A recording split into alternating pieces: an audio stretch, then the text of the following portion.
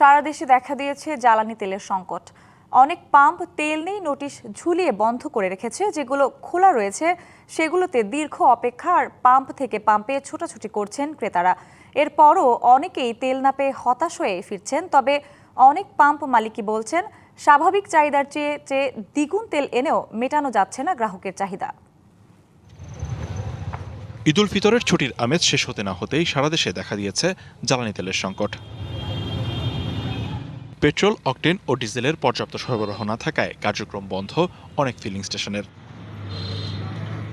পিরোজপুরে বিভিন্ন তেল পাম্প জ্বালানি শূন্য হয়ে পড়ায় ভোগান্তিতে পড়েছেন মোটরসাইকেল সহ যানবাহন চালকরা। বিশেষ করে ঈদ শেষে কর্মস্থলে ফেরা মানুষজন পড়েছেন বিপাকে। যে গুটি কয়েক পাম্প খোলা রয়েছে সেগুলোতে দীর্ঘ লাইন। ট্যাঙ্কি ফুল করতে যাচ্ছি, অন্তত মিনিমাম 1000 টাকার তেল দিলে আমরা ঢাকা গন্তব্যস্থানে চলে যেতে পারি। তেলের কোনো সংকট নাই, 25% বেশি তেল আছে, কিন্তু আমরা তো দেখতেছি পাচ্ছি না। পটুয়াখালী জেলার অধিকাংশ ফিলিং স্টেশনে সোমবার থেকেই তেল সরবরাহ বন্ধ রয়েছে। ঝুলছে তেল নেই নোটিশ। নগদ নিয়ে এলো হার নামানা হার অফার। সর্বনিম্ন 10,000 টাকা রেমিটেন্স নগদে পাঠালে থাকছে স্বর্ণের হার জেতার সুযোগ। হঠাৎ এমন সংকটে দিশেহারা হয়ে পড়েছেন যানবাহন চালক ও সাধারণ মানুষ। পাম্প মালিকরা বলছেন প্রতিদিন যে পরিমাণ তেলের চাহিদা রয়েছে তার দ্বিগুণ এনেও চাহিদা মেটানো যাচ্ছে না। কারণ আমাদের তো আর ভোগান্তি শেষ নেই, বুঝছেন। বাংলাদেশ বলে কথা, তো এখানে সিন্ডিকেটের কোনো শেষ নেই। মফস্বলে কিছু দোকানে খুচরো তেল পাওয়া যায়, বেশি দাম নিচ্ছে। 15 থেকে 1600 লিটার দৈনিক সেল করতাম, সেখানে এখন আমরা 4000 আনলো হয় না, আমাদের একদিন ওঠে না। এদিকে ডিপো থেকে চাহিদা অনুযায়ী তেল না মেলায় কুড়িগ্রাম জেলার 20টি ফিলিং স্টেশনের বেশিরভাগে তেল সংকট দেখা দিয়েছে। অধিকাংশ ক্ষেত্রে 100 টাকার বেশি পেট্রোল দেওয়া হচ্ছে না, যদিও সেটি পাওয়াও কিছু কিছু সময় দুর্লভ হয়ে যাচ্ছে। প্রতিদিন না হলেও কন্টিনিউ এরকম চলছে আর কি। হয়তো 2 দিন 4 দিন পাম্পে পাওয়া যায়, এরপর আর পাওয়া যায়। আমি অনেক জায়গায় ঘুরে আসলাম, 3-4টা পাম্পে ঘুরে আসলাম, কুড়িগ্রামে কোথাও তেল নাই। গাইবান্ধার ফিলিং স্টেশনগুলোতে তীব্র জ্বালানি সংকট দেখা দিয়েছে। ক্রেতারা ছুটছেন এক পাম্প থেকে আরেক পাম্পে, অথচ খোলা বাজারে দেদারসে বেশি দামে বিক্রি হচ্ছে পেট্রোল। প্রতি লিটারে 100 টাকা বেশি রাখা হচ্ছে। খোলা বাজারে তেল পাওয়া যায় 180 টাকা, 200 টাকা করে। তাহলে ওই তেলটা কোথা থেকে আসে? আমাদের যারা এই যে নিয়মিত তেল নিতেছে এরাই বাইরে বিক্রি করতেছে। এরা তেল কোথায় পাবে? আমরা যে ম্যাজিস্ট্রেট থাকে, জেলা আপনার এসিলেন্ট থাকে, তাদের তত্ত্বাবধানে তেল দেওয়া হয়, কারণ যে বিশৃঙ্খলের তো সম্ভব না ট্যাকেল করা। একই চিত্র নেত্রকোনাতেও তেল সংকটে বন্ধ জেলার বেশিরভাগ ফিলিং স্টেশন। সীমাহীন ভোগান্তিতে গ্রাহক। পাম্পের যারা আছে তারা বলে যে তেল পায় না, তেল পায় না, কিন্তু সরকার তো বলতেছে যে পর্যাপ্ত পরিমাণ তেল আসে। 10 দিন যাবত ব্যাংক বন্ধ, তার কারণে আমরা অকটেন আনতে পারিনি। অকটেন আমাদের বন্ধ হয়েছে আরো 2 দিন আগে। নওগাঁর ফিলিং স্টেশনগুলোতে সপ্তাহ ধরে তীব্র জ্বালানি সংকট। তেলের জন্য হাহাকার থাকলেও স্থানীয় হাট বাজারে বোতলে করে দ্বিগুণ দামে বিক্রি হচ্ছে পেট্রোল ও অকটেন।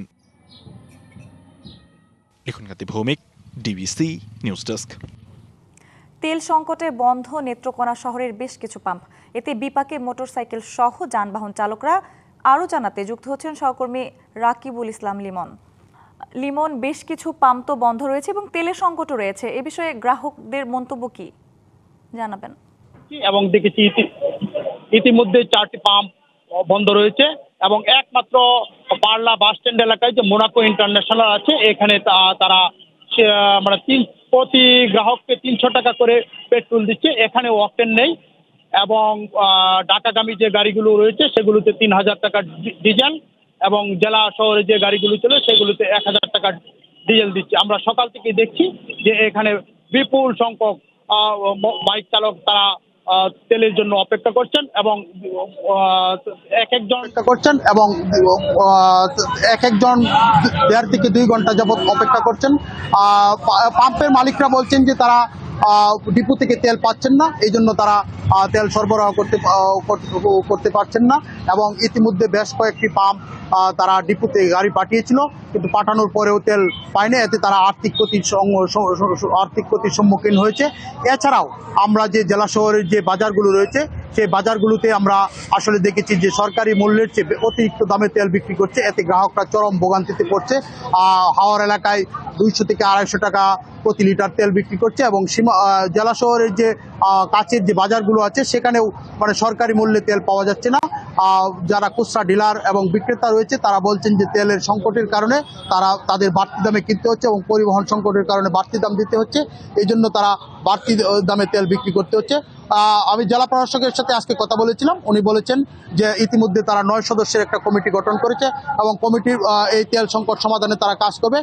ঈদ ফেরত যাত্রী সহ যারা আছে সাধারণ মানুষ তারা বলছে অচিরেই যাতে ব্যবস্থা নেয়, দুর্যোগ লাঘবে সরকার যথাযথ পদক্ষেপ নেবে, এই প্রত্যাশাই করছেন এই এলাকার সাধারণ মানুষ সহ যাত্রীরা। মা আনোয়ারা মনোয়ারা বেগম স্ত্রী। লিমন, ধন্যবাদ আপনাকে।